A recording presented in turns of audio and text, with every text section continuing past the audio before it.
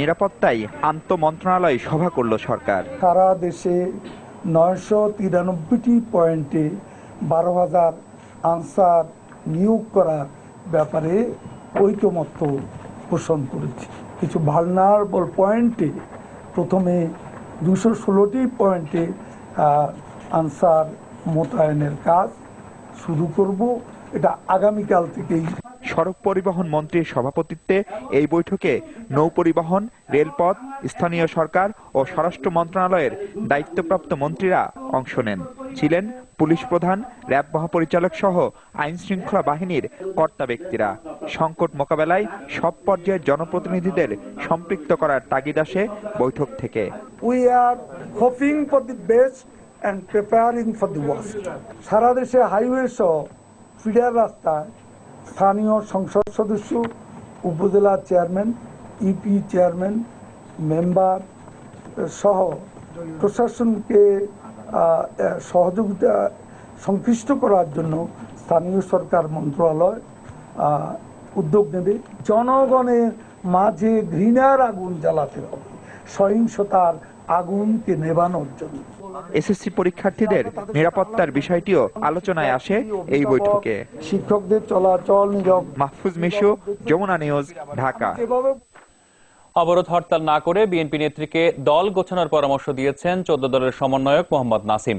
বৃহস্পতিবার বিকালে ঢাকার মোহাম্মদপুরে জোটের এক সমাবেশে তিনি বলেন, বিএনপি জামাতের আন্দোলনে জনসমর্থন নেই। তারা বলেন, নাশকতার দায়ে খালেদা জিয়ার বিরুদ্ধে একের পর এক মামলা হবে। সমাবেশে 14 দলের নেতারা বলেন, বিএনপি জামাত সন্ত্রাসের পথ বেছে নিয়েছে, আন্দোলনের নামে চালানো হচ্ছে নাশকতা। বিএনপি নেত্রী রাজনীতি থেকে মানবতা আর শিষ্টাচার জলাঞ্জলি দিয়েছেন বলেও অভিযোগ করা হয়। আন্দোলনের নামে খালেদা জিয়া দেশ, জনগণ ও সংবিধানের বিপক্ষে অবস্থান নিয়েছে বলে মন্তব্য করেন 14 দলের নেতারা। সভা থেকে শুক্রবার জুম্মার নামাজের পর বাইতুল মোকাররমে গায়েবানা জানাজায় অংশ নেওয়ার জন্য সবার প্রতি আহ্বান জানানো হয়। বেগম খালেদা জিয়া হুকুম দিচ্ছে, বিএনপি জামাতের কর্মীরা আগুন দিয়ে মানুষ পোড়াচ্ছে। বেগম খালেদা জিয়া, আপনার জন্য মামলা একটার পর একটা হবে। বেগম জিয়া এখনো 4 বছর সময় আছে। দল গোছান, সংগঠন গোছান, মানুষকে শান্তি দেন। নির্বাচনের লড়াই হবে ইনশাল্লাহ। কে হারে কে যেতে দেখবো আমরা ইলেকশনের সময়। রাজধানীর নিউ মার্কেট এলাকায় ককটেল বিস্ফোরণে শিক্ষার্থী সহ অন্তত 6 জন আহত হয়েছেন। আহতরা জানান, বৃহস্পতিবার সন্ধ্যা 6:15টার দিকে নিউ মার্কেটের 2 ও 4 নম্বর গেইটের ফুটপাতের ওপর একই সময়ে দুটি ককটেলের বিস্ফোরণ ঘটে। এ সময় ফুটপাতে থাকা পথচারী ও ব্যবসায়ীদের কয়েকজন আহত হন। আহতদের মধ্যে 7 জনকে ঢাকা মেডিকেল কলেজ হাসপাতালে চিকিৎসা দেওয়া হয়েছে। এদিকে মিরপুরে একটি যাত্রীবাহী বাসে আগুন দেওয়া হয়েছে। রাত 8:30টার দিকে 1 নম্বর এলাকায় বাসটিতে আগুন দেয় দুর্বৃত্তরা।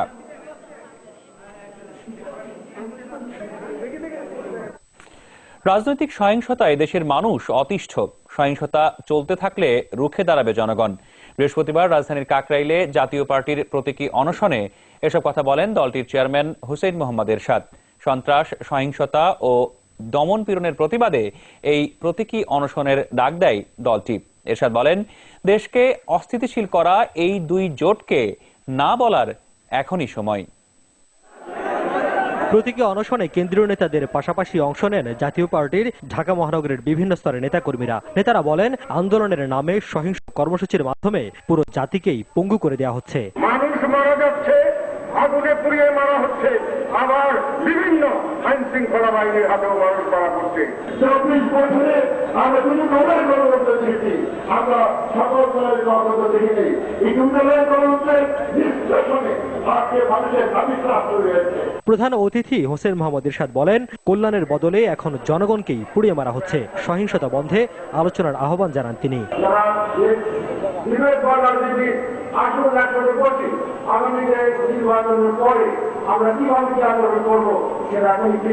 তিনি বলেন, বড় দুই দল ক্ষমতার জন্য অন্ধ, তাই তাদের বিকল্প দরকার।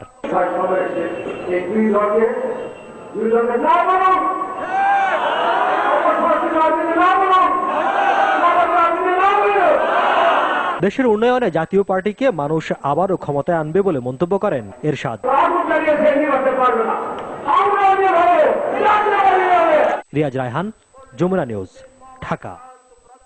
বেগম খালেদা জিয়ার বিরুদ্ধে দুর্নীতির 2 মামলার সাক্ষ্য গ্রহণ 25 ফেব্রুয়ারি পর্যন্ত মুলতবি করেছেন আদালত। আরাফাত রহমান কোকোর মৃত্যুতে শোকও জানিয়েছেন বিচারক আবু আহমদ জামাদার। আদালত এবং প্রসিকিউশন বেগম খালেদা জিয়ার কনিষ্ঠ পুত্রের মৃত্যুতে সবাই একই সুরে দুঃখ প্রকাশ করেছেন, সবাই ভারাক্রান্ত এবং ব্যথিত। এই বিষয়টাকে বিবেচনায় নিয়ে বিজ্ঞ আদালত আমাদেরকে সময় মঞ্জুর করেছেন পরবর্তী তারিখ 25 ফেব্রুয়ারি।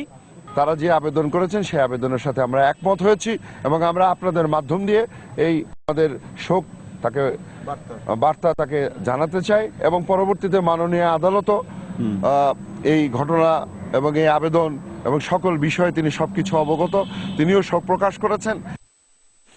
নাশকতার মামলায় খালেদা জিয়াকে গ্রেফতারের দাবি যৌক্তিক বলে মনে করেন আইনমন্ত্রী আনিসুল হক। বৃহস্পতিবার সকালে বিচার প্রশিক্ষণ ইনস্টিটিউটে প্রশিক্ষণার্থীদের এক অনুষ্ঠান শেষে আইনমন্ত্রী জানান, আদালতের নির্দেশনা অনুযায়ী পদক্ষেপ নেবে সরকার।